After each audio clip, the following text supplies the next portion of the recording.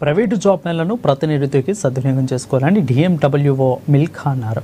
బుధవారం ఆదిలాబాద్ జిల్లా కేంద్రంలోని ఎంప్లాయ్మెంట్ కార్యాలయంలో నిర్వహించిన జాబ్ మేళకు ఆమె హాజరయ్యారు. తక్కువ సంఖ్యలో అభ్యర్థులు రావడం చూసి నిరుత్సాహపడ్డారు. మంచి ఉద్యోగం వచ్చే వరకు ఖాళీగా ఉండకుండా ఏదైనా చిన్న ఉద్యోగంలో కొనసాగించాలని అన్నారు. అప్పుడు చదువుకు ఉద్యోగానికి మధ్య గ్యాప్ ఉండదని అన్నారు. ఎక్కువ కంపెనీలు 25 ఏళ్ల వయసు వారికే ప్రాధాన్యత ఇస్తున్నాయని, గ్యాప్ ఉన్న వారికి ఎక్కువ అవకాశాలు ఉంటాయని అన్నారు. అయితే అందుకే ఇలాంటి జాబ్ మేళలను సద్వినియోగం చేసుకోవాలని కోరారు.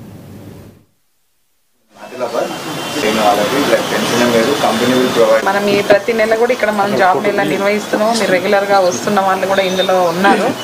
మరి ప్రతి నెల కూడా మనం ఆపర్చునిటీ ఇచ్చినప్పటికీ కూడా చాలా తక్కువ మంది ప్రిఫర్ చేస్తున్నారు వెళ్ళడానికి.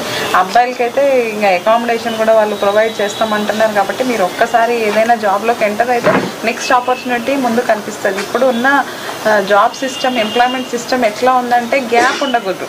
చదువుకున్న తర్వాత గ్యాప్ ఎందుకు వచ్చింది అనేది ఒక పెద్ద క్వశ్చన్ ఉంటుంది.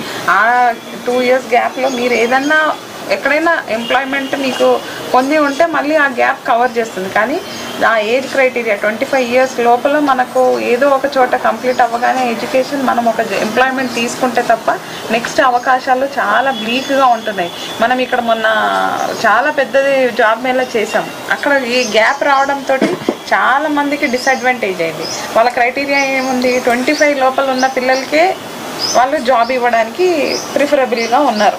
Most of the companies IT కానీ నాన్ ఐటీ కానీ ఏజ్ పెరిగినా కొద్దీ వాళ్ళు మనకి ప్రిఫరెన్సులు తగ్గుతాయి. కాబట్టి ఇప్పుడు మీరు ఫ్రెష్ పిల్లలు డిగ్రీ అయిపోయిన వాళ్ళు ఉన్నా కానీ కొన్ని ఇంటర్ తర్వాత నేను కంటిన్యూ చెయ్యను, ప్రస్తుతం జాబ్ చేసుకుంటాను అన్న ఉద్దేశంలో ఉన్న వాళ్ళు ఇమీడియట్గా ఇట్లాంటి ఆపర్చునిటీ వచ్చిన వాళ్ళే వచ్చి మనకి ఇస్తున్నారు. కాబట్టి ఇలాంటి అవకాశాన్ని మీరు డెఫినెట్గా యూజ్ చేసుకోండి. హైదరాబాద్ పెద్ద దూరం ఏం కాదు మనకు. రాత్రి బస్ ఎక్కితే పొద్దున్న అన్ని 5 hours